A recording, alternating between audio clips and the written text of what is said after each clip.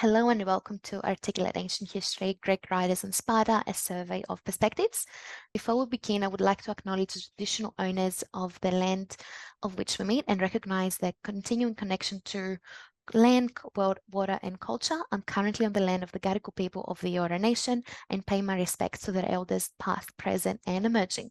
I further acknowledge the traditional owners of the country on which you're on and pay my respects to their elders, past, present, and future.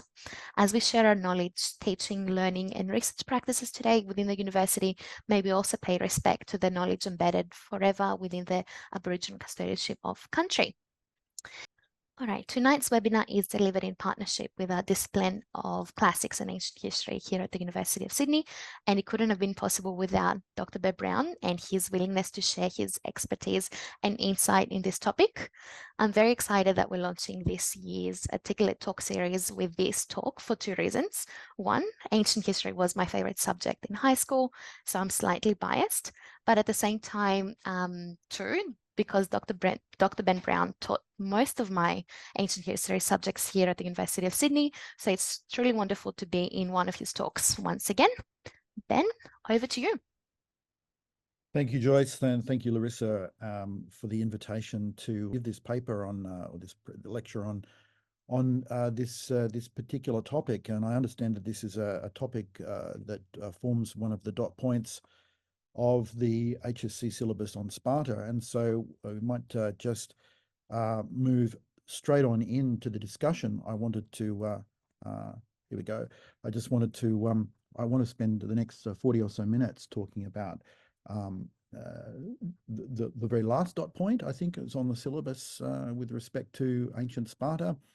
And that is the sources, the literary testimony for ancient Sparta, and how we should at least, try and think about how to approach these difficult sources and what sort of attitude we should take towards the information that they have to offer us. And I preface this by saying that, a lot of you probably already know or are aware that the sources for ancient Sparta are very complex because there is a profound lack of contemporary testimony for Sparta of the crucial periods, the archaic and the classical periods that we're interested in. There are no direct Spartan historians, or there's no Spartan philosophy. There's no Spartan direct literary testimony, and so everything that we have about Sparta is from non-Spartans, and this is this makes it particularly difficult to study Sparta, because this gives rise to, or partly gives rise to, what has been called the Spartan Mirage. That is to say that the image that Sparta of Sparta that is represented in these sources is the Sparta of the imagination. It's the Sparta that is imagined by these different groups for all sorts of reasons, for all sorts to fulfill all sorts of different agendas, and gives us a secondhand, and in some cases simply wrong or false, view of Sparta as a result. So as a result, this is point 2 on this particular slide. Sparta is not very visible. Its visibility on the horizon is not very clear. I mean, partly that's also, an archaeological problem as well, in that ancient Sparta, the surviving material for the archaeology of Sparta is very minimal, in fact, and was minimal in antiquity. Thucydides famously said, if you were to visit Sparta now, even in the 5th century BC, you wouldn't think much of the place, because there's not a lot going on there, even though Thucydides says it's possibly the most powerful city in the Greek world. Whereas if you go to Athens, you would think that that was the most powerful city in the Greek world, given the architectural splendor of the city.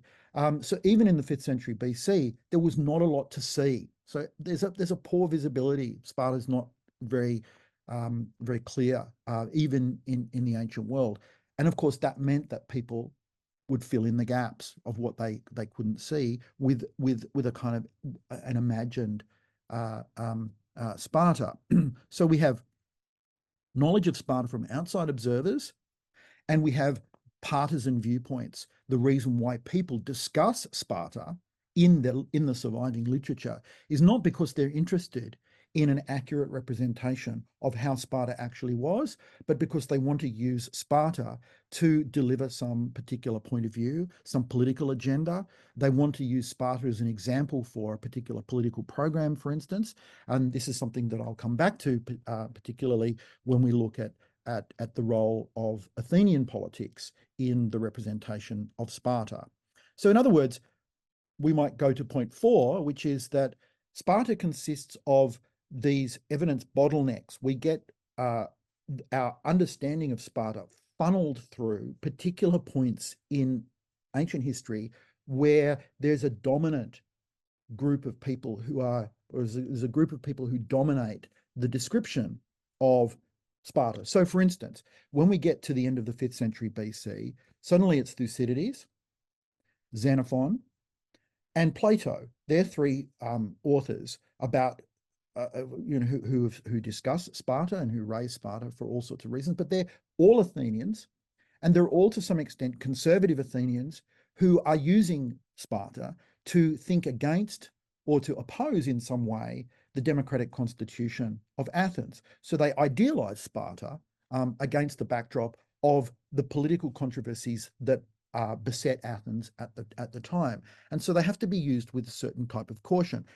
Xenophon's Spartan constitution, for instance, is not just an objective or disinterested attempt to try and explain the way that Sparta actually worked, but Xenophon has a particular local Athenian and political agenda where he is using a kind of nostalgic, old-fashioned view of Sparta to pivot against the problems that face the democracy of Athens. So this is one of the particular problems that gives rise to this imaginary Sparta. In other words, what we mean when we use the expression Spartan Mirage. In addition to this, there is the legendary Spartan secrecy. Sparta was not terribly forthcoming with information and was very xenophobic, hostile to outsiders. Legendarily, it didn't admit outsiders very frequently into its secret activities. Although on occasion, of course, they would allow foreigners to visit during high periods of important festivals to witness the Hyacinthia and other important festivals for Apollo. And on top of that, there is Sparta's famous archaism. Sparta, for instance, would let it be known, or would like to have it known throughout the Greek world, that not much had changed across the course of Spartan history, that their constitution, that their organization was instituted famously by this legendary lawgiver called Lycurgus back in the day, and that they had remained faithful and unswerving in their loyalty to that constitution ever since that time. But of course, we know that that's not the case. With the best will in the world, any society, however conservative or traditional it might be, is constantly shifting, constantly changing according to the pressures of the moment. And that tradition is constantly being, if you like, updated. So the Sparta of the present was always very different from the Sparta of the past. But on the level of ideology, that is on the level of the way the Spartans wanted themselves to be understood, Sparta wanted to create the impression that they had remained traditionally unchanged for a long period of time. And that meant, of course, that they were constantly being tendentious, or they were I'm not saying that they lied about their own past, but they were constantly misrepresenting the present and its changes against the backdrop of an unchanging and traditional past. So let's move forward to the next slide. The Spartan testimony that we actually have is in fact very old and archaic. So we've got archaeology. I'm not going to say very much about the archaeology. We do have an occasional inscription. But Sparta was not as literate or as much of a written civic culture as, say, for instance, Athens, which really embedded writing into within its democratic system. So there are occasionally very, very important inscriptions that give us incredible information about archaic and classical Sparta. And I'm thinking, for instance, of the Damenone inscription, which is an important document, which I can tell, or I can give more information to anyone who's interested. You can email me more about that. And of course, there will have been written and oral traditions that some authors had access to. For instance, Herodotus tells us that he visited Sparta and that he had conversations with locals who told him information about Sparta and about its traditions and about particular stories about the origin of this or that institution. And so Herodotus was able to get access to local testimony. That doesn't mean to say that it was useful or that it was right or that it wasn't made up. It's rather, though, that at least there was access to a kind of local written and oral traditions. When it comes to literary testimony, we have from the 7th century BC the fragments of Tertius, which were songs which were sung in the mess halls and in the banquet halls of the Spartan warriors. And these were songs which exhorted young warriors to deeds of valor and reiterated their warrior identity. And then we also have the fragments of the Spartan poet Alcman, who, amongst other things, wrote or had performed lyric performances, lyric choruses written for young girls in Sparta, for instance, who were going through rites of passage, rites of initiation, preparing them for marriage. These were so-called maiden songs, which give us, again, fascinating glimpses into archaic Sparta and the kind of social life of, on the one hand, warriors with respect to Tertius and their warrior identity, warrior ideology and culture, and then with Alcman into this, almost unknown kind of world, the private world of women and their upbringing in archaic Sparta. But as I said before, the Spartan testimony has to be used with caution, because the Spartans were interested in dissembling, in misinformation, in not particularly revealing very much about the secrets of their organization. And so there's an enormous amount of guesswork on the part of non-Spartan sources who, like us, have to kind of guess and imagine the origins of certain institutions. And so in many ways, we find ourselves in the same position as a Herodotus, to some extent, trying to kind of fill in the blanks of certain types of institutions, staring like Herodotus does at institutions like the Spartan kingship, which no other Greek city had, trying to make sense of, well, what is this strange institution, and against what backdrop should we compare it? What is available to us to kind of make sense of it? And sometimes one gets the impression, with a lot of Greek writers from the classical period, that Sparta is like some sort of anthropological fieldwork where they are visiting Sparta and they're finding it a very strange place. And they're having to come back to their home cities and their home communities and say, listen, I visited Sparta and it's a strange place and they do things in a very strange way. And they're kind of like this, right? And so Sparta would eventually get this reputation throughout the Greek world as a place where not only were their institutions strange, but they're also, that to some extent, that they were traditional, old-fashioned ways in which the Greek life had always been done, and that therefore Sparta was a sort of place that encoded or contained within it traditional, old, moral ways of living life, right? And so that this gave ultimately the impression to the rest of the Greek world that, whereas a city like Athens has sort of moved on, has become, an avant-garde, cosmopolitan, democratic city, whereas when you go to Sparta, you can find the traditional ways that, old Greeks really, lived their life. And so therefore it was a morally correct, conservative paradise, if you like, right? So this is something that we see in that information, right? So I said there's a poor visibility. There's not much to see archaeologically. There's a culture of austerity. There's a culture of being men of few words and not to speak to strangers and not to give away too much. There is this question, as I said before, of the invention of tradition, where they're constantly trying to suppress the fact that their institutions and their constitution and their social organization is constantly changing, but they're trying to represent those changes as a continuation of a traditional, old-fashioned way of doing things that goes back to this mythological figure of Lycurgus. I won't go into the question of whether we should regard Lycurgus as a real historical figure or not. All we need to know is that, you know, Lycurgus for the Spartans was real, but he was the source of everything that they that they regarded as the kind of their traditional form of life, and that it had always been that way, and that the Lycurgan constitution was never interfered with or changed.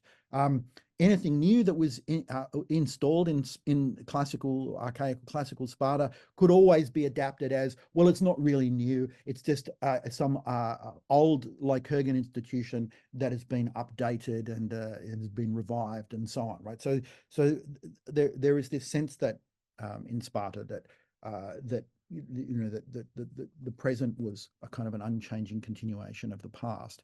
But again, I would actually also ask too, what could the Spartans themselves possibly know about their own past, given that they lacked a sort of historiographic tradition, and they lacked a critical tradition. You see, a place like Athens and other Greek cities, like the cities in Ionia, they had historiographic traditions. They had people like Herodotus and eventually Thucydides. One of the interesting things about Sparta is that there's no homegrown historiographic tradition.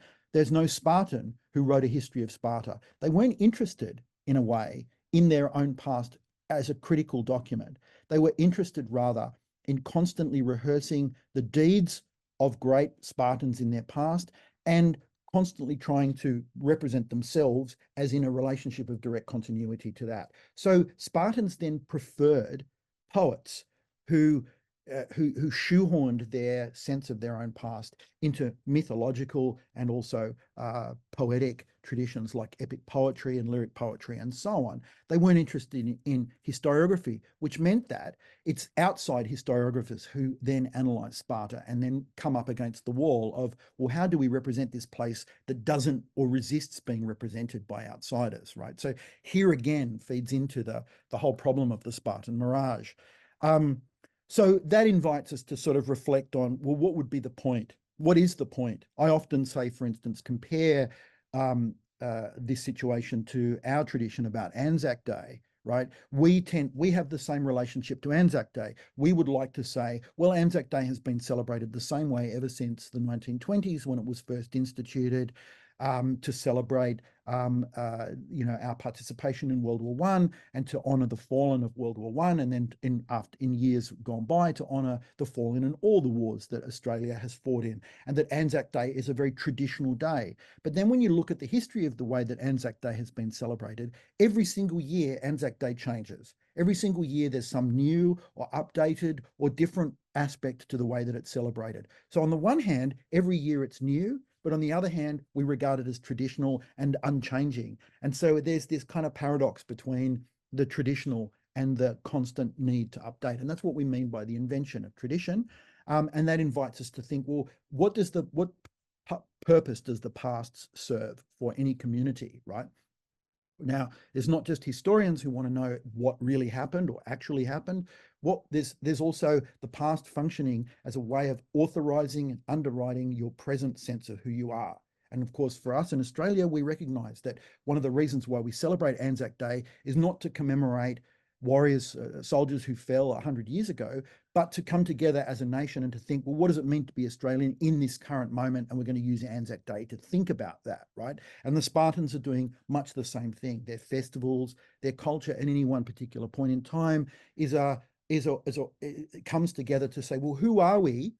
And who are we as a function of the way we imagined our origins, right? So there's this constant desire then to connect the present to this original moment, to origins, and to say we are in the present in a direct relationship of continuity to this past, right? Okay, so if we move forward, the historical record, as I said, about Sparta was formed by non-Spartans. The historical record about Sparta was formed during a century of intense conflict, both ideological and regional, in which Sparta had a huge stake. That's the 5th century BC. The historical record about Sparta was, in other words, informed by and was formed against the backdrop of the war between Athens and Sparta that would eventually turn into a hot war, the Peloponnesian War. And so Sparta had a vested interest in representing itself as a particular kind of city against the backdrop of this bad, morally corrupt city that Athens was understood to be, anti-aristocratic, pro-democratic, imperial, as opposed to Spartan traditional, land-based, not navy-based, and so on, right? And so the Spartan Mirage was formed then out of this intense period of conflict. And that in itself makes anybody think, well, there's going to be a huge problem with that, because it's not going to be serving any kind of objective or disinterested narrative about Spartan history. It's going to be serving the interests of whatever the political or ideological concerns were around that war. The historical record about Sparta was also formed out of the class polarization of Athenian politics during the Peloponnesian War. Part of the problem was that during the Peloponnesian War in Athens, there were a lot of Athenian politicians who looked at Sparta as the traditional guardian of aristocratic values and saw Sparta as an ally against their own democratic constitution. And so they idealized and valorized an imaginary Sparta as this ideal location where an aristocratic virtue still prevailed, and that could be used in their political program as a way of resisting and thinking about, how to resist the Athenian democracy. And of course, this became a huge problem towards the end of the Peloponnesian War, especially when Athens lost, in that these very politicians attempted to use Spartan power to try and implement in Athens a Spartan-style transformation of the constitution with disastrous results. So, okay, so I'm just going to quickly move on from these slides. I'm not going to always, in every case, deal with everything because of the time constraints, but I want to move ahead. I talked a little earlier about what I called evidence bottlenecks.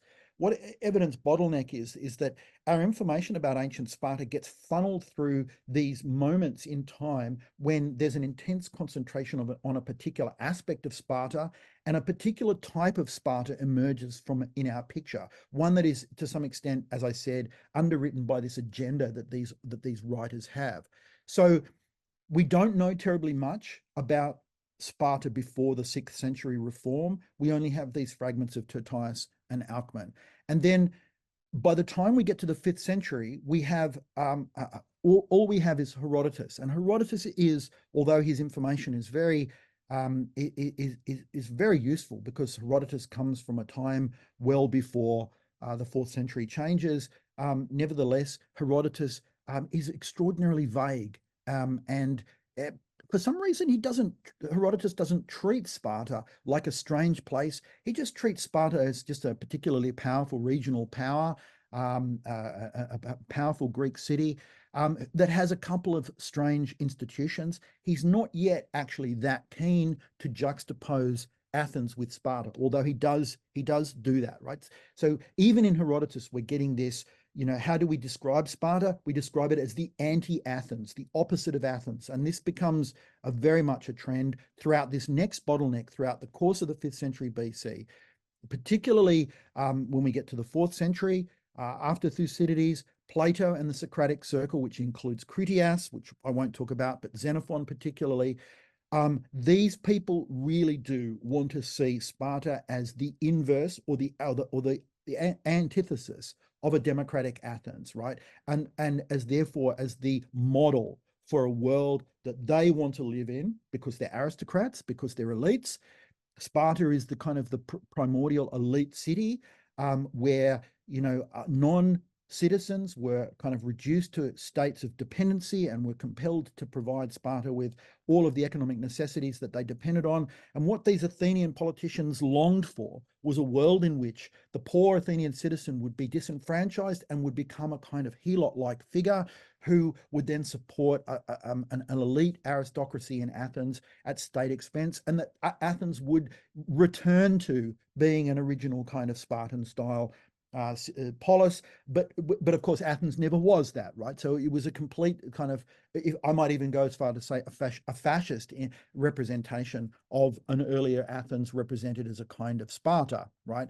Then when we get to the 4th century, we get to Aristotle. Aristotle is a particularly interesting thinker because Aristotle is actually not so much invested in trying to represent Sparta as an idealized aristocratic polis, but Aristotle is actually genuinely interested in what makes Sparta's failures so interesting across the 4th century. So Aristotle is interesting because he's writing after the Battle of Leuctra and after the Battle of Mantinea, where Sparta lost against the Thebans. Sparta started to lose its hegemony, and Aristotle's very interested in what made Sparta fail as a constitution, what made Sparta particularly unsuccessful when she had been so successful. What were the key problems? And I'll come back to that in a minute when I focus on Aristotle a little bit more. A major part of the problem, as I said before, stems from the kind of regional state Sparta established. There was little energy directed by the Spartans into a regional identity formation. And instead, they put all of their energy into extreme centralization. So there was the little tiny city of Sparta, which controlled this huge area, and there was never any attempt to integrate the periphery into a larger kind of polis identity, like, for instance, you get in Athens, where Athens was able to incorporate the territory around it into a much more inclusive model. So that meant that a very small elite directed all intellectual energy into a local ideology of cultural, ethnic, and political hegemony. And so they invested a huge amount of poetic, ideological, mythological energy into kind of constructing this image of themselves. And this placed demands on Sparta that encouraged a ruling class unity based on seclusion, on parochialism, and on suspicion of outsiders, and a culture of tradition, even if, as I said, that tradition was continually updated to match contemporary reality. So let's go through a who's who of the literary testimony of ancient Sparta. We have Herodotus, we have Thucydides, we have Xenophon, and here are the dates and the works. Then we've got Isocrates, who I won't mention, and Plato, which I'm not going to talk about either. Then we've got Aristotle, who has some extensive information. And then we fast forward a very, very big gap in time, right? It's 400 years or so between Aristotle and then Plutarch. Now, a lot of you, of course, know that a huge amount of our evidence for ancient Sparta comes from Plutarch, particularly his life of Lycurgus. But there are also other Spartan lives, the life of Agesilaus, the life of Lysander, and the lives of the Hellenistic kings Agis and Cleomenes.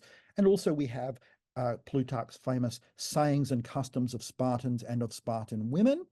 And then we have Pausanias, and Pausanias is a later contemporary of Plutarch's, and Pausanias was responsible for writing a tour guide for Romans of the ancient Greek world, which included in Book 3 a discussion of Laconia, and in Book 4 a discussion of Messenia, which was next door to Laconia. And these are our chief key pieces of literary evidence at a glance. Now let's turn to Herodotus. Herodotus in Book 1 gives us our earliest reference to Lycurgus. He offers vital data on the establishment of the Peloponnesian League and the prevention of Spartan expansion into Arcadia to the north. We also know too, in Book 6, his famous discussion of the prerogatives and duties of the Spartan kings, which is vital evidence, very important for you guys to know carefully what Herodotus has to say about what the Spartan kings are. And one has to ask, to an audience of Herodotus, what did the kings represent? Athens didn't have kings. Other Greek cities didn't have kings. So how does Herodotus go about explaining to his audience who are these people in relation to the Spartan polis, and what were their responsibilities and duties? And Herodotus's answer there is, you have to understand that the main and the most important duty of the Spartan kings is that they were priests. They were the ones who interceded between the community and the gods. And so the first thing he says is that the kings were priests of Zeus of Lacedaemon, priests of Zeus the Spartan, the guardian of the Spartans, and priests of Zeus Uranios, priests of Zeus of the heavens. So they are fundamentally priests of Zeus.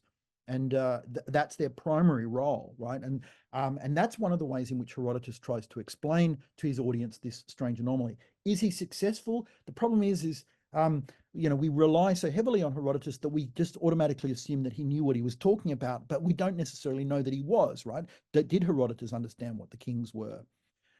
Another thing about Herodotus is that in the shadow of the Peloponnesian War, remembering that Herodotus is writing around 420 BCE, right in the middle of the Peloponnesian War, he's writing in the shadow of that war, and it's a war between Athens and Sparta, and he presents a very pro-Athenian reading. And of course, Herodotus places heavily responsibility for the victory over the Persians 50 years before. The victory over the Persians was an Athenian victory, right? They defeated, the fundamental defeat of the Persians was at the Battle of Salamis, which was a naval victory, which was followed up by victory on land, which was a Spartan achievement, a victory over the Persians at the Battle of Plataea.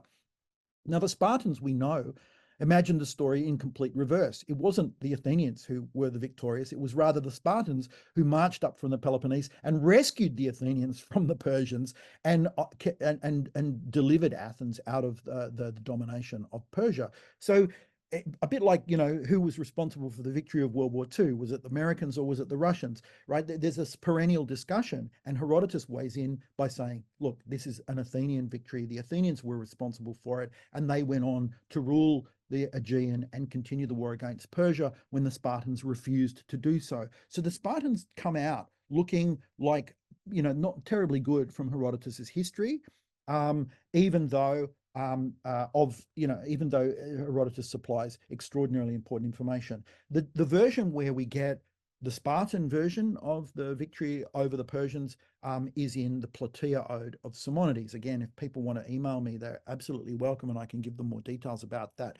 Nevertheless, Herodotus does not treat Sparta as a special case, as I said, in spite of his special treatment of the kings. Let's zoom ahead to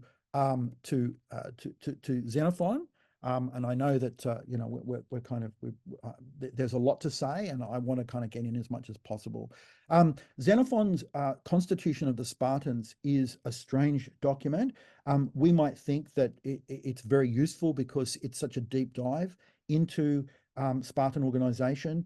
It's one of the first constitutional studies in Greek history, and so we want to treat it as important evidence. But Xenophon is totally mad for Sparta. He is a total Spartanophile. He loves Sparta, and he won't hear a bad word said about it. So much so that in his Constitution of the Spartans, he's quite prepared to suppress and ignore all sorts of actual details about Sparta that we know from other sources. He wants to paint a very rosy picture of the Spartan constitutional organization, and he's also interested in rationalizing it. And what do I mean by that? So, for instance, he starts out saying that in Sparta, women are encouraged to kind of run and be active and to live these kind of full physical lives. And he says the reason for that is because if you have a healthy mother, then you have a healthy child, right? And so now, if you went to Sparta and said, is that one of the reasons why you encourage women to have a physical activity and to kind of participate with the boys in exercises and so on, the Spartans might have a completely different answer. In other words, what Xenophon is doing is he's projecting onto the Spartans his own philosophical, theoretical framework, right? And when it boils down to it, he asks this fundamental question at the core of his Spartan constitution. He says, in Sparta alone is the pursuit of kalokagathia a public matter. And what is this kalokagathia that he refers to? Kalokagathia is a compressed word in Greek, which is made up of these three words, kalos kai agathos, which means beautiful and brave. In other words, he says, what made Sparta an amazing place is that the whole of the Spartan constitution is directed towards producing men who cultivate these elite qualities, right? And it's an expression of eliteness in terms of two unique qualities. On the one hand, form, kalos means beautiful in appearance, and also agathos means brave. In other words, that it's proven on the battlefield, right? So in other words, Sparta focuses on producing men who are brave warriors, who are courageous, but also who look good and who look, aristocratic. They're good looking, right? And that means that the whole of the Spartan state is bent towards creating these leisured aristocratic individuals whose whole lives are about being pampered and cultivating a warrior ethos and looking good and exercising and kind of working out at the gymnasium and combing each other's hair and going on hunting and eating well and so forth, right? And Xenophon is saying this because look at this place. This is what we Athenians should aspire to as well, right? So this is the audience of the Spartan constitution is not Spartans. It's his contemporary Athenians whom he's trying to persuade, look, this is how I imagine Sparta, and this is how I would imagine an ideal society of the future, right? Has it got anything to do with real historically existing Sparta? That's very hard to say, again, because there's no authentic information about contemporary Sparta against which we can measure whether or not Xenophon is actually giving us accurate information. So that's the problem, again, with Herodotus, also with Thucydides, but particularly with Xenophon's Spartan constitution. So as I said, the Spartan Mirage then begins in Athens because people like Xenophon and Critias, who was a contemporary of Xenophon, who also wrote a Spartan constitution that doesn't survive, and also Plato in his Republic, they want to use this imaginary Sparta of their own invention as this place that they can use to imagine the kind of society that they would like Athens to be. That is a society in which the poor citizens of Athens do not rule, but rather rule of Athens goes back into the hands of the traditional elite families, like it is in Sparta. But I mean, whether that's actually true about Sparta or not is another matter, right? So we see across the course of, this is just a slide which tells you that across the course of the 5th century BC, Athens and Sparta really broke, right? They were allies and had a close relationship during the Persian conflict. But as Athens became more democratic and pivoted towards sea power with the navy, they alienated Sparta. They alienated much of the Greek world, which then turned to Sparta, looking to Sparta for support in resisting Athenian imperial ambitions. And this, of course, eventually broke after the Great Earthquake, and Athens and Sparta entered into open hostilities, which simmered away a little bit until the great outbreak of the Peloponnesian War in 431.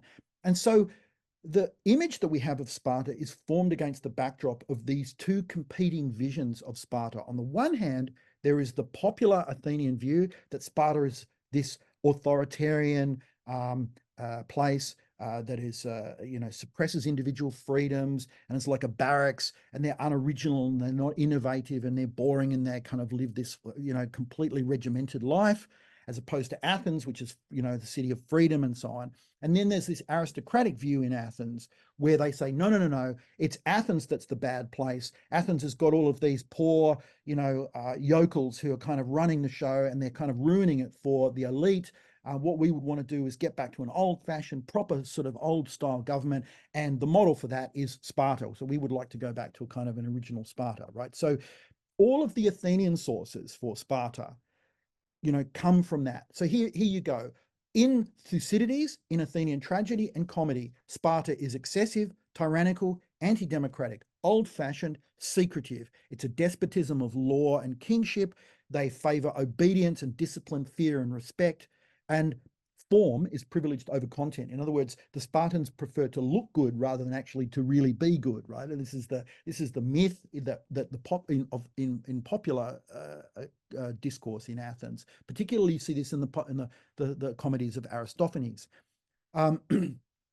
Okay, so we have to put then the constitution of the Spartans as a kind of a reaction to that popular view in Athens. What did Athenian elites want? This is the second last point on this slide here. They want Sparta, for them, was attractive as an imagined elite utopia against the reality of Athenian democracy. And I mean, I can't emphasize this point more, that the Spartan Mirage emerges out of a particularly Athenian literature, primarily in the hands of people like Thucydides, but mostly Xenophon and Plato, and then to some extent Aristotle, as an imagined elite utopia. And what happens is, over the horizon of this, over into the 3rd, 2nd, 1st centuries BC, right down to Plutarch, Plutarch can't understand this anymore, right? And so he's completely uncritically accepting everything that comes out of this Athenian tradition, right? Including the whole tradition about Lycurgus, which is just this hodgepodge of information, which Plutarch has just slapped together like a patchwork quilt of disconnected information that some of it's old, some of it's more recent, some of it's Hellenistic, some of it's classical. And it's a bit like somebody's just upended a jigsaw puzzle on the table and said, you work it out, right? And so Plutarch's just kind of mashed it together as best as he can to try and fit it. And then he's just labeled it Lycurgus, right? So everything just gets plonked underneath the name of Lycurgus. It's very important that we see Plutarch in this way. So what did these elite Athenians idealize about Sparta? Well, here it's what's called laconism, right? That they wanted to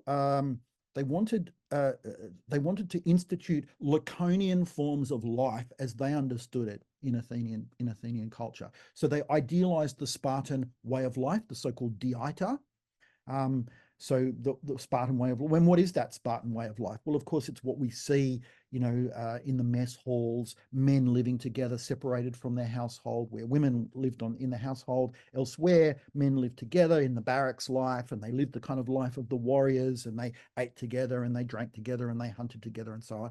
And they formed these kind of homoerotic partnerships and so on. Although, don't forget, Xenophon in his Spartan constitution says, oh no, there were no homosexual partnerships in Sparta. No. He's really, really keen to kind of repress that information, even though we know from other sources that it was a very, very important part of the way in which the Spartan warrior culture was formed, right? These homoerotic relationships.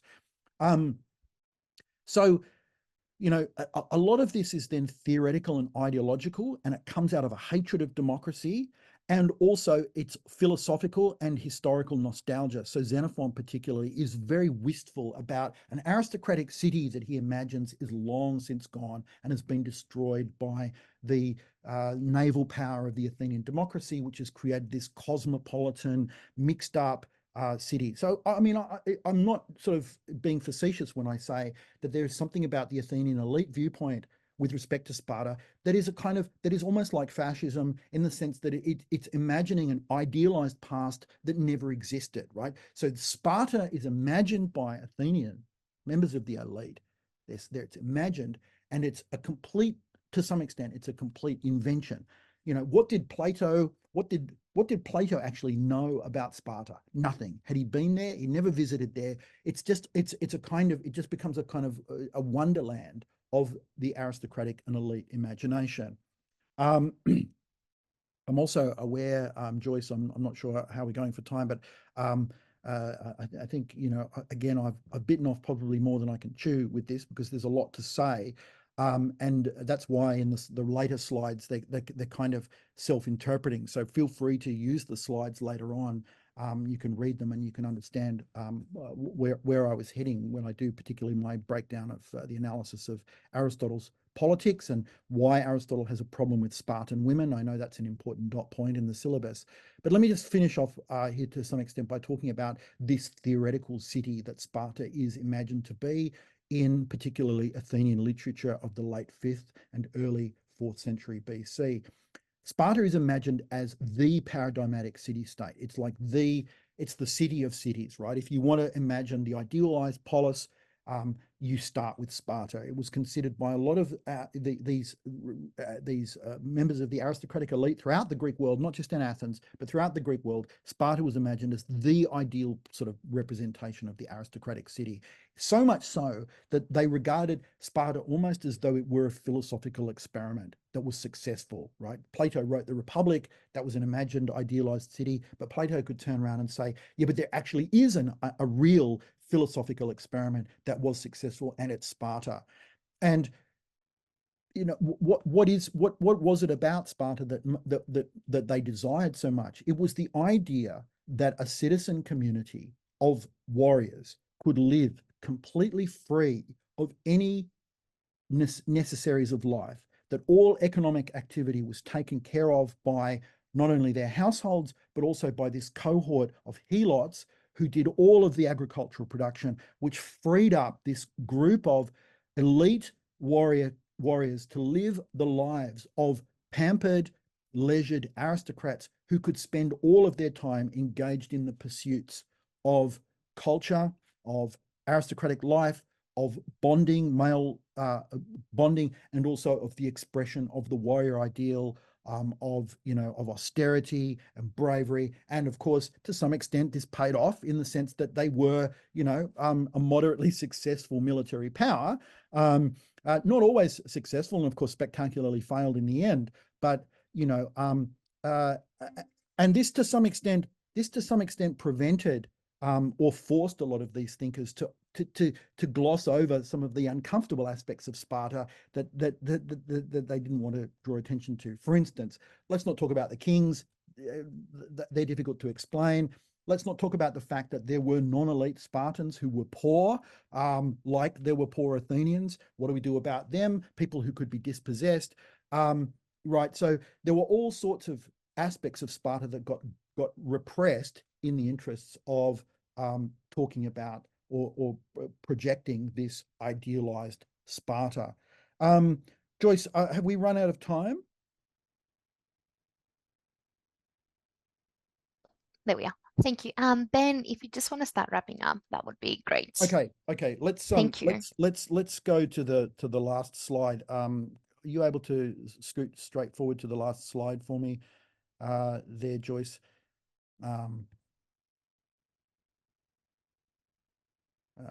As you can see, there are lots of slides, and I'm quite happy if anyone wants to email me, they can. I'm happy to kind of to explain additional slides if people want to get a bit of more of a deep dive. Here's my kind of 2 cents on the whole of the subject of ancient Sparta, but also focusing particularly on the literary testimony aspect. First point is that Sparta is regarded as a normal polis in early sources, including to a large extent Herodotus. The strangeness of Sparta appears as a feature in those Athenian sources that I was talking about, and Sparta is represented as strange only because she's opposed to, artificially to some extent, Athenian democracy. So the key change, and this is point 2, the key change in the representation of Sparta takes place in the context of the hegemony of Athenian democracy throughout the Greek world in the mid-5th century, and particularly the panic, if you like, that spread throughout Greece as a result of the way in which Athens was using, to some extent, democracy as an instrument of her empire. The third point is that the Mirage, the Spartan Mirage, is produced by Sparta herself to a large extent, but is especially a product of 2 opposing views of Sparta within late 5th century Athens. On the one hand, the popular democratic tradition that Sparta is authoritarian, secretive, elitist, incapable of innovation, and daring because it is rigid, traditional, and hierarchical, and that this is a view that emerges from Thucydides, for instance, in Book 1, Chapter 70, the Speech of the Corinthians, or Book 2, Chapters 37 to 46 in the Funeral Oration of Pericles, and in Old Comedy, namely in the plays of Aristophanes. And this is opposed by the elite, anti-democratic elite Athenian position in the so-called Socratic circle, that is the thinkers around Socrates, that Sparta is the epitome of the good old ways of living life, the so-called eunomia of the aristocratic city-state of old, that Athens under the democracy is the rule of the bad men, kakoi, the poor, to which Sparta is contrasted because it is the rule of good men, aristokratia. And this is the view of Critias, of Xenophon in the Spartan constitution, of Plato in the Republic and in the Laws, that Sparta is the aspirational ideal. Now, what I didn't get to, and I guess I could follow it up with a whole other lecture on Aristotle, is that Aristotle represents an independent researcher who is outside of this, and he offers an intelligent realist assessment of Sparta's contemporary 4th century problems. And so have a look at those slides, because in fact, Aristotle is one of the most intelligent and perspicacious analysts of Spartan history, and what he says about Spartan women, although at first seems odd, nevertheless, Aristotle is right on the money. He makes some extraordinarily intelligent observations, and so is very precious information. The problem with Plutarch and Pausanias, not only that they're living long after Sparta has become a kind of Roman Disneyland, a sort of theme park, old Sparta world, where Roman aristocrats visit and sort of pretend that they're visiting, this survival of great old days. But Pausanias and Plutarch have to be used with absolute caution. They are uncritical pastiches of bits and pieces from archaic all the way to Roman Sparta that have been sort of stitched together like a Frankenstein. Sifting the Mirage from the useful historical evidence in Plutarch and Pausanias is in fact very, very difficult to do. And so we have to be, in a way, skeptical or very cautious about what we use from Plutarch's Life of Lycurgus, for instance, right? And we have to try and work out what's recent, what's projected, and what's authentically referring to the archaic and classical period. And the problem there with, particularly with Plutarch and with Pausanias, is that we can easily be seduced by material that looks old because it's archaizing, but is in actual fact invented tradition. Anyway, we'll leave it there. Thank you very much for coming along. And thank you so much for this, Ben. Always a pleasure listening in to your lectures. I know we're a little bit over time, but I still want to keep it open for the Q&A. Yeah, We've look, already I've received. got plenty of time. I mean, so Excellent. I'm quite happy to hang around and answer questions for as long as Thank you. necessary. We'll start with the first one that we've come through. How to use one source that relates to multiple syllabus, and how to create sources table for HSC notes. Okay, so how to use one source that relate to multiple syllabus Points. how to create source tables for HSC. Okay.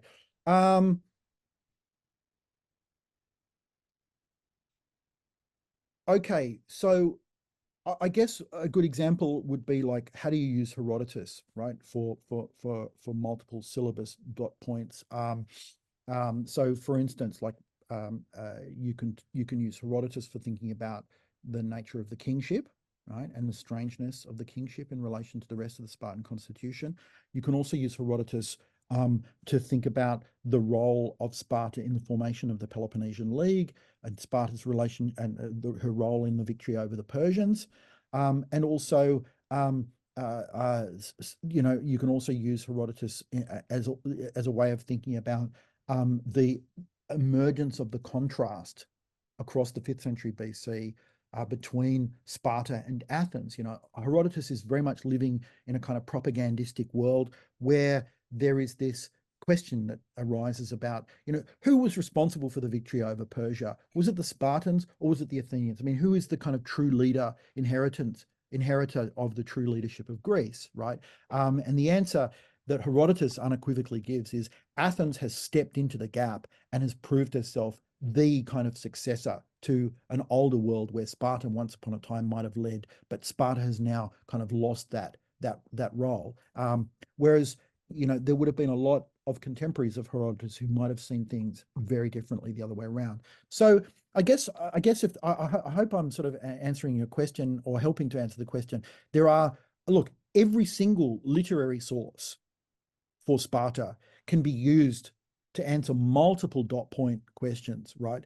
Aristotle on Spartan women, right? So Aristotle is really crucial. If you're going to do one of the dot points on the nature, the role and the status of women in Sparta, then making sense of what Aristotle is saying in book 2 of the Politics is absolutely vital and is a game changer. If you can talk about Aristotle's explanation for, I mean, Aristotle calls Sparta a gynocracy. That is a place that is ruled by women. It's an extraordinary statement. And at first glance, you think, what an absurd thing to say. But when you read his explanation carefully, and I've tried to break that down in some of those later slides, when you read it really carefully, you discover that Aristotle's actually, he's onto something. He's making a very, very good explanation. And the explanation, in short, is that Sparta was a place where there was an extreme separation of the household from the polis, from governance, right? Whereas in Athens, the two very much were blended in citizen life.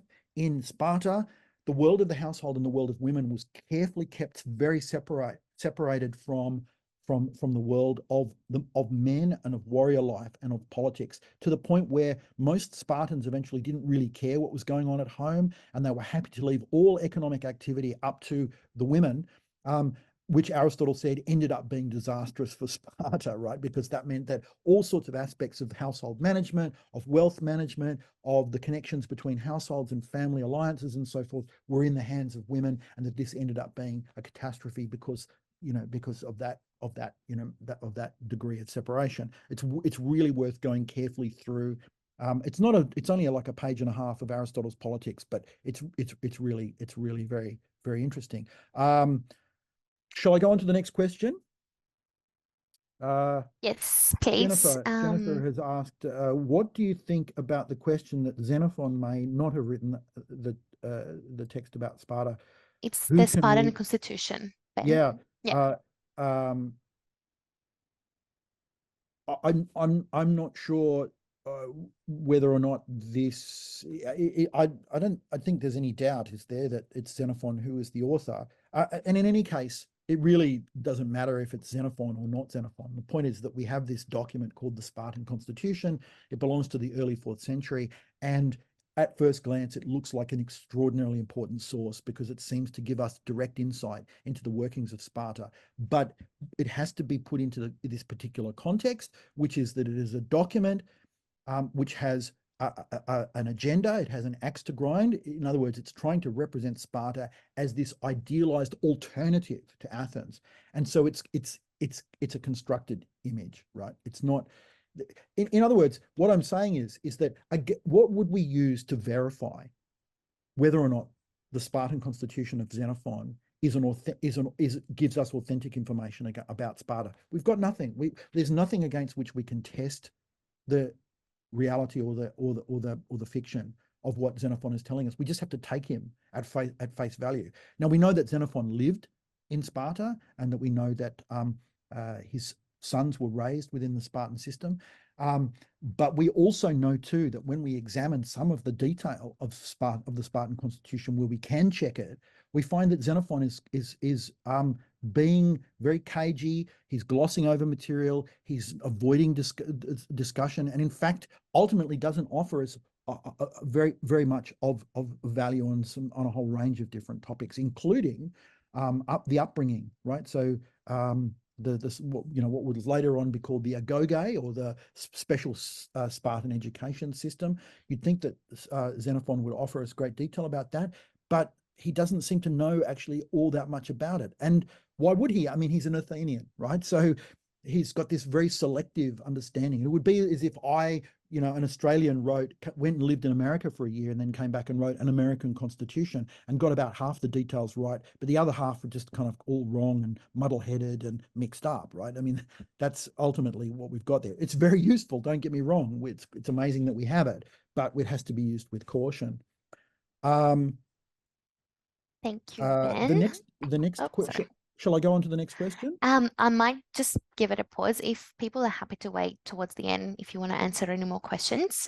If you also want to keep up to date with any upcoming opportunities that we have, you would be also more than welcome to sign up to a newsletter. This is something that we curate as a team and send it out to all of our interested subscribers. And also this is where we advertise any upcoming articulate talks that we have, very much like this one. We have a very nice lineup for the rest of May and also early June. The next ones that we'll be having are economics on Thursday, the 23rd of May, followed by studies of religion on Thursday, the 30th of May. And then we're also doing an articulate English with a particular focus on Billy Elliot on Thursday, the 20th of June. And of course, for all of our HISI students and teachers, we also have a writing skills workshop on how you can really incorporate all those resources or all those sources into your critical arguments. That will be on the 27th of June as well. So if you visit the Articulate page, all the information will be there. And Ben, if you are free and interested in going back to questions, I will be more than happy to. Yeah, absolutely. I can go through these questions really quickly. So Nicole has asked, is it true that iron bars were used as everyday currency in Sparta? Okay, the whole question of the iron bars is a really interesting one. Again, that's information that we get from Plutarch's Life of Lycurgus mostly. Look, let me say one thing about the question of the iron bars. We know from the 5th century that Sparta was using gold and silver coinage in its international relationships, particularly through, like, for instance, what we know about funding the war effort during the Peloponnesian War.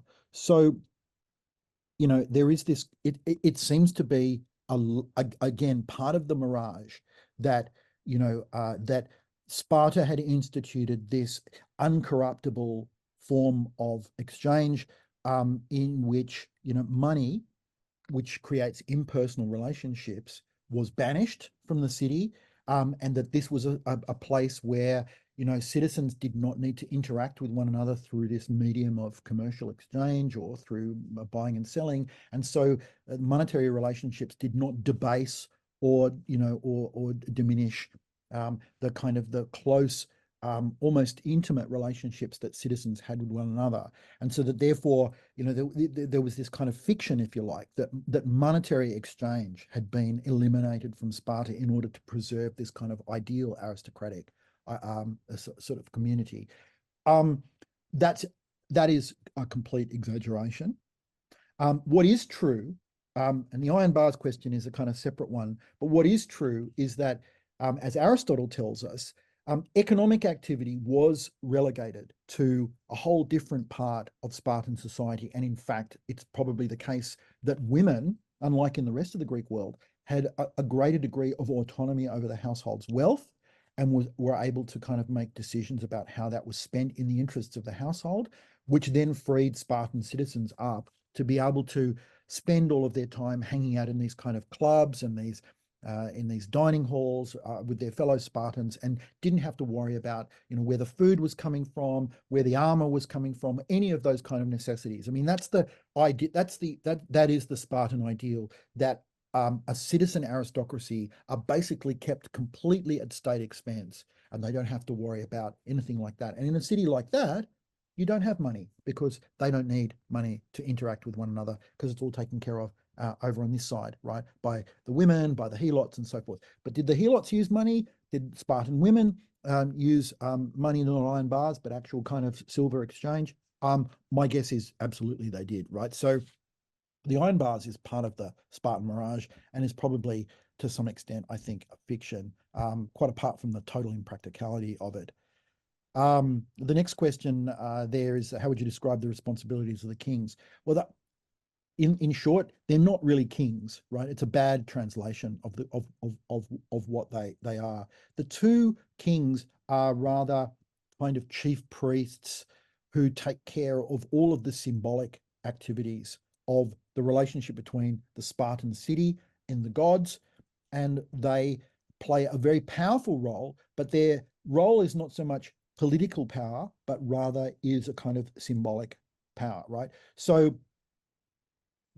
in a way, right, the Spartan kings are not unlike the kings in a constitutional monarchy, right? King Charles, you might think, if you watch the coronation of King Charles last year, you would probably think, hey, from his coronation, he looks like the most powerful man in the world. But the actual power that he wields is not great.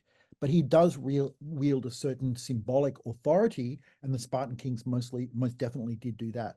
They led the army, but again, they didn't lead the army in a kind of strategic or tactical way. They were just the symbolic figureheads who were kind of like magic men. One way of thinking about the Spartan kings is because they were the direct descendants of Heracles, they were kind of like talismans. They were like holy men who lived in the city and were special sort of living heroes, if you like, that vouchsafed the ancient traditions that the Spartans were led back to the Peloponnese by the sons of Heracles. And here we have these two families who are the living embodiment of that Heraclid tradition, right? So I think the mythological and symbolic significance of the Spartan kings has to be played up against their actual real significance as political figures. That's, of course, not to say that at certain times individual Spartan kings didn't take advantage of that charismatic position that they had and do things with it, like King Cleomenes, for instance, right, as we see in book 5 and book 6 of Herodotus, right? So King Cleomenes did use that charismatic authority of the kings to do something almost tyrannical, right? But he got into hot water over it. It's the same with Pausanias to some extent. Quickly moving on, the next question is, how do we know that Aristotle's research presents the most realistic image of Sparta compared with other ancient Greek writers? That's a very good question. I think it's an excellent question. It's because Aristotle, we know from his politics and from the constitutional researches that he did, did undertake direct historical critical research, right? Aristotle's not interested in examining Sparta because he thinks that Sparta is some sort of ideal to which we should be striving for. Rather, he sees Sparta as just one instance of the political experiment that existed in multiple forms across the Greek world. And what he's interested in doing is gathering together all those examples and examining their strengths and weaknesses towards the question, what is the best form of living together in a city-state? And so he's very interested not only in saying, well, what's advantageous about Sparta, what made it work, but he's also very, very interested in what made it fail, right? And no other source is interested in the failure of Sparta, right? And also Aristotle, don't forget, is living, he's writing in the 340s, 330s BCE. In other words, in the era when Sparta's power is definitely on the decline, big time. And so Sparta's fall from grace in the world invites the question, Sparta was not only great, what made her great, but Sparta has also failed spectacularly, what made her fail spectacularly. So I think, as a simple way of answering your question, I might say that Aristotle is interested in Sparta's flaws as well as her successes and her virtues, right? And I think that makes him a more balanced and a more interesting writer. And he's also a materialist, which means he's not interested in idealizing a Sparta. He's interested in actually what made it work on the ground, as a combination of social and economic factors, right? So, Aristotle is is one of the best sources for understanding ancient Sparta. The next question was, what was the reason behind the Spartans believing in keeping the present as an unchanging continuation of the past again? Okay, so that's a more general kind of question about tradition. Why do we feel the need to connect what we do in the present to as though it were an unchanging continuation of the past? It's because we need the legitimacy of the past. We always want to tie, as human beings, we want to tie the way our society is organized now to some kind of original or authentic kind of reality that stems from the past. We, in other words, we make a fetish out of origins, right? We believe that, that in the beginning, there was some, the best way of doing things was instituted, and that we often think of the present as a decline or a deviation from some idealized moment. And so we're constantly trying to kind of represent whatever our society might be as not as a decline and as a deviation, but rather as a continuation, right? Now, of course, it's not, right? We would like to think, as I said, that the Anzac traditions have always been celebrated in exactly the same way every single year in the same way for the last 100 years, but they haven't. One only has to do a history of Anzac Day to realize that it's constantly changing and updating. And, one year people go to Gallipoli, another year nobody goes to Gallipoli, right? It's constantly being manipulated and changed according to the needs of the present. And yet we want to know that it stems from some original thing which has an authentic origin to it, right? So it's a bit like the way that, we visit ancestry.com. We want to know where we came from, and we want to see ourselves as somehow a product of some distant past, and that there's some continuity over that. We find it very difficult to think of ourselves as brand new without any heritage, without any tradition, without any legitimate basis, in what we have, right? And so, as we see, in fact, as we see all across the world, what does a nation or a country use to justify its control of, say, land?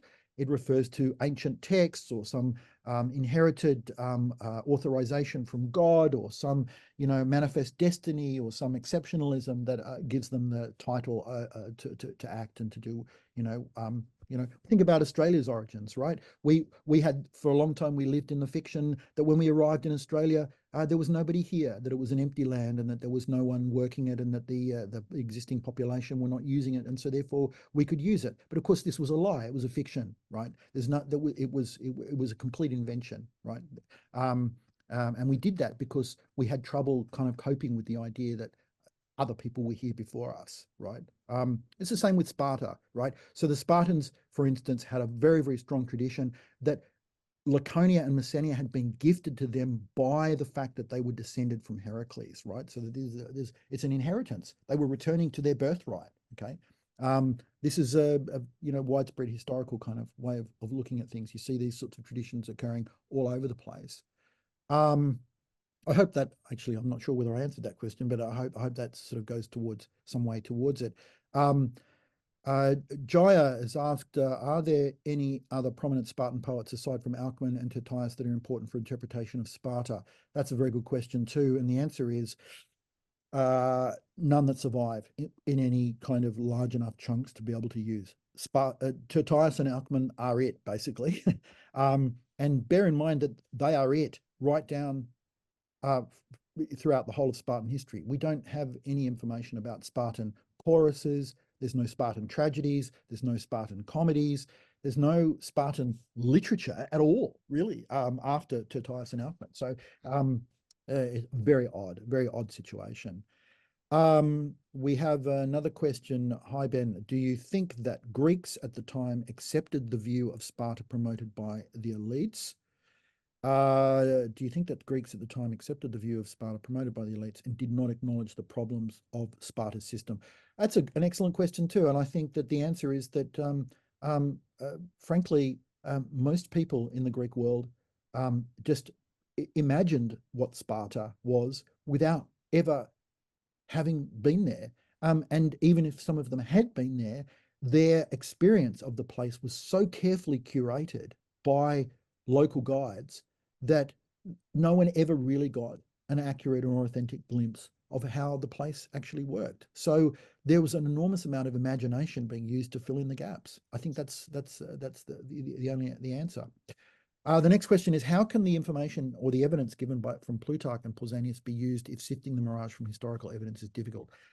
Well, yeah, that's a really, really tough one. Okay, so I'll give you a kind of a sort of a straightforward answer to that as best as I can, and that is there is a proverb amongst ancient historians that Plutarch is only as useful as his sources. What you have to do with Plutarch's Life of Lycurgus is ask, where is Plutarch getting his information from? Now, sometimes, a lot of the time, Plutarch doesn't tell us, right? Because he's not like a modern author. It's not required to give footnotes or, reference his work or give bibliographies or anything like that. He doesn't have to attribute his citations. But sometimes Plutarch does tell us where he gets his information from.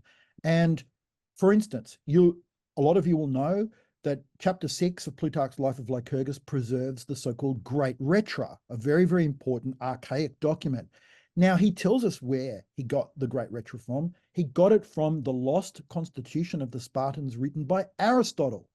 And that's an occasion when we can sift the good data from the bad because it can be traced back to Aristotle, right? It's not, Plutarch is using it uncritically, but he's preserved a chunk of Aristotle's researches on Sparta for us that we can authentically trace back to a good, useful source, right? A source that we can vouch for, right? But there'll be other times when Plutarch doesn't give his sources or he gives a later source, and then we have to be skeptical. How much weight can we put on that? So in other words, we sift through Pausanias and through Plutarch by asking the question, where are they getting their information from? The next question is, who would be the most reliable source to look at, or are they relatively similar? They're all important in their own way.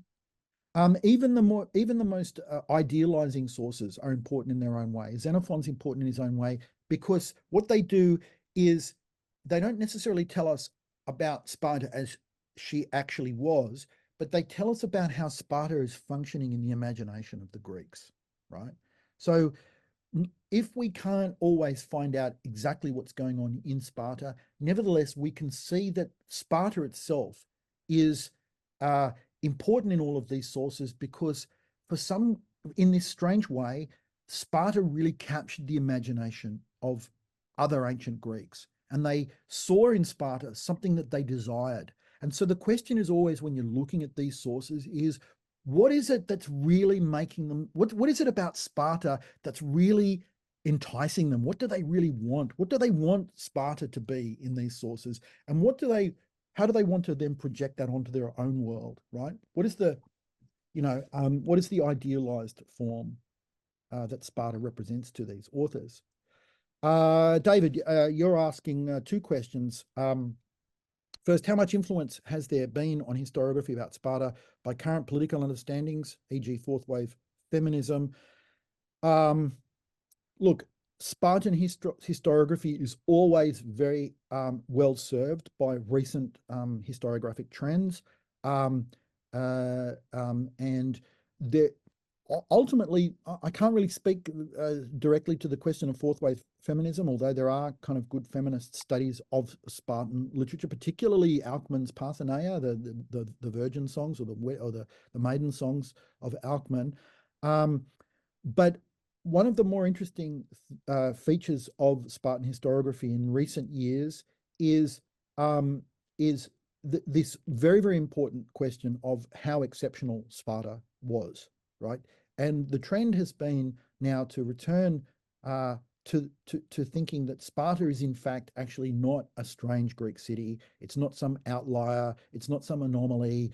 It's actually Athens that's the anomaly, and that Sparta was actually a pretty normal Greek city, and that most people who visited Sparta, particularly in the Archaic period, would not have actually raised their eyebrows. They would have gone, yeah, this is pretty much basically what a Greek city looks like, right?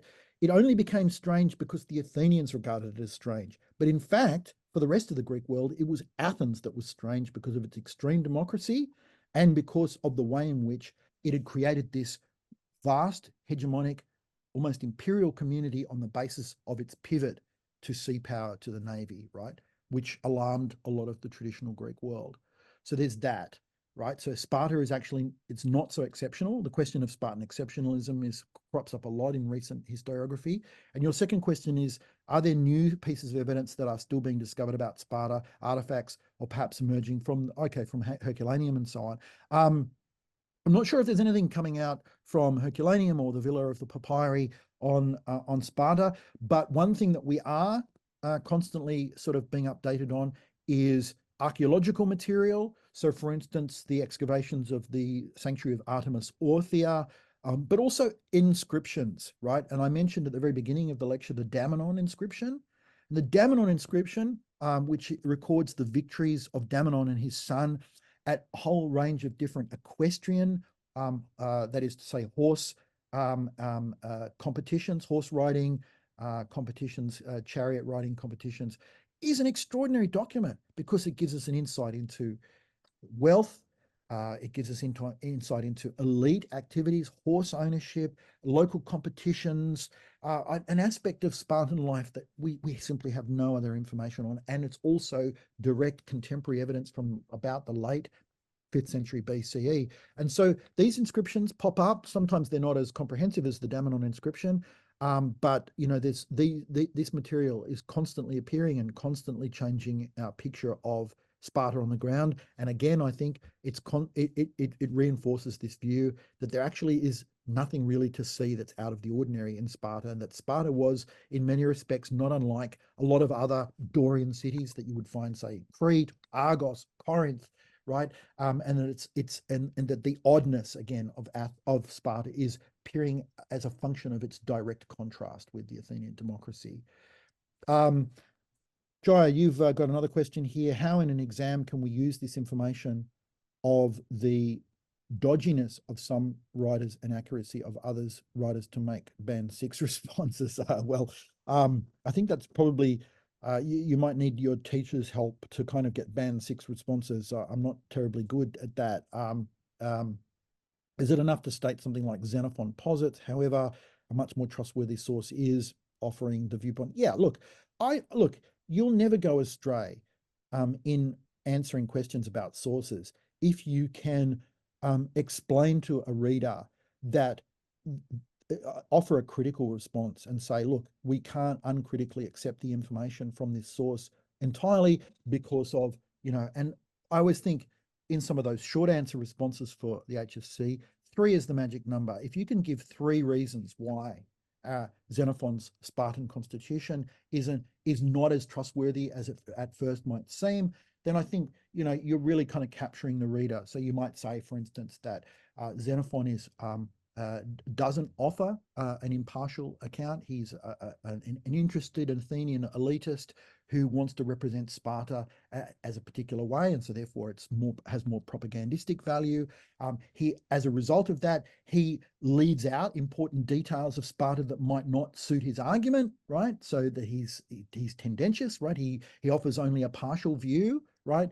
And the third thing is that where we can test Xenophon's information against things that we do know, Xenophon is actually proven to be not accurate, and therefore we have to ask ourselves, well, if that's the case, what do we do with this document? We don't obviously throw the document in the bin, but we have to then ask, well, what other function, what other purpose is it serving? Right? It's serving an Athenian audience and a theoretical philosophical purpose rather than an authentic, you know, attempt to try and explain what Sparta really is to an outside audience.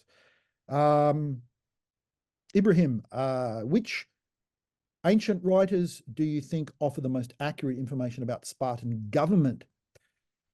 Spartan government, yeah, okay. I think, again, it's all of them, but I think it depends what period you're thinking about. Of the literary testimony that I've discussed, I think you can use Plutarch with a certain amount of caution, right? For instance, the Great Retra, I think, is an absolutely fundamental document, which you can guarantee is authentic. Why? Because it's from Aristotle's missing or lost Constitution of the Spartans, but also because it's also written in clearly an archaic Laconian dialect, which means that Aristotle was citing an actual document that he saw, right? So I think the Great Retra is a key document for the archaic period and the reforms. Herodotus, really important. Aristotle, because Aristotle's interested in how cities are governed, and so therefore I think Spartan governance, you know, is important to Aristotle, and Aristotle's interested in getting it right. But also, like, I wouldn't completely write off Xenophon as well. So I mean, in other words, when you talk about Spartan government, you have to use a careful interlacing of all of these different sources, just being aware of the problems that are inherent in each one of those sources. And the second last question, is there any recorded instance where a person in power in Sparta tried to break from tradition? All the time, all the time. Pausanias, of course, the regent, is the most famous one. Cleomenes. In fact, there is this constant tension, isn't there, between representing oneself as being obedient to a tradition, but also pursuing one's local immediate present interests. And we see this all the time. There is politics in Sparta. There are families and elite families who are trying to, you know, get ahead politically. There are competing agendas within Sparta as to kind of how to pursue Spartan, you know, internal and foreign policy. And so the successful sides are always the ones who are able to represent their actions as being in accordance with tradition, right? In accordance with tradition. If you can say that your actions are in accordance with tradition, they're constitutional, or they go back in spirit to the original legislation of Lycurgus, then you've kind of captured the moral high ground, right, in your activity. Whereas those who aren't successful, people like Cleomenes, are then represented as, well, they went off, they deviated off the path of tradition, they deviated off the kind of this from the Spartan way of life, and were justly kind of punished, and they were just, you know, they were dealt with, right? So there is this, yeah, there is that. I'm not sure I really kind of answered that question properly, but that would be, I would be able to, I'd be happy to go into greater detail over the horizon with that. And the last question here is, are there any contemporary historians that you could recommend who write about Sparta? Yes, absolutely. There's three names of historians who are the sort of the top figures with respect to ancient Sparta. The first is Paul Cartledge from the University of Cambridge. The second is Anton Powell, who recently passed away, but Anton Powell was the kind of the godfather of Spartan studies, so to speak. And then the last one is Stephen Hodkinson from the University of Nottingham. And Stephen Hodkinson Some of you, of course, will know these names. So Cartledge, Paul Cartledge, Anton Powell, and Stephen Hodkinson. And Anton Powell's press, the classical press of Wales, is the home of some of the best studies on ancient Sparta. And you get these great collections of studies into Spartan society, Sparta's relationship to war, comparative new historiographic approaches to Sparta. And they're also published in that series studies of Sparta's relationship with individual sources. So recently there's a Sparta and Xenophon volume, Sparta and Thucydides, and so on. And look, anybody who's interested, I used to run an entire undergraduate unit on ancient Sparta, which across 13 weeks we dealt in great detail. So if anybody's interested in bibliographic materials, further articles and book chapters, and even books on this, just email me and I can send you kind of a 5 or 6 titles that you can check out that are available online and so on, that you can read. Excellent. Thank you so much for staying back, Ben. I know this is your private time, so super No. grateful. Look, I'm happy Super to. grateful that you've been doing Look, this. I agreed to this, and I'm. It's more than happy to. Thank you. To We discuss. really appreciate it, and thank you My for pleasure, reviewing all the questions and giving a detailed response to each of course. one of them. That will be the end for this articulate talk.